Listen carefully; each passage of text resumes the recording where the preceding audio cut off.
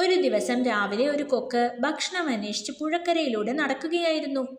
കരയുടെ അടുത്തുള്ള തെളിഞ്ഞ വെള്ളത്തിൽ ധാരാളം ചെറിയ മീനുകൾ നീന്തി കളിക്കുന്നുണ്ടായിരുന്നു. പക്ഷെ ചെറിയ മീനുകളെയൊന്നും തിന്നാൻ കൊക്കിന് യാതൊരു താല്പര്യവും ഉണ്ടായിരുന്നില്ല.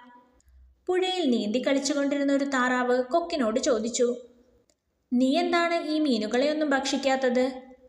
ഇത് കേട്ട കൊക്ക് അല്പം അഹങ്കാരത്തോടെ മറുപടി പറഞ്ഞു, "ഇവയെല്ലാം തീരെ ചെറിയ മീനുകളാണ്.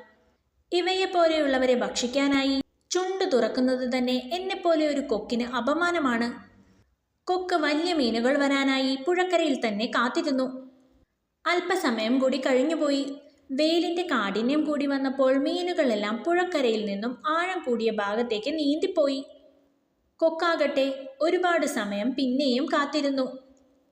ഒടുവിൽ വിശപ്പ് സഹിക്കാനാവാതെ പാവം കൊക്ക് പുഴക്കരയിൽ കിടന്ന ഒരു ഒച്ചിനെ തിന്ന് വിശപ്പടക്കേണ്ടി വന്നു.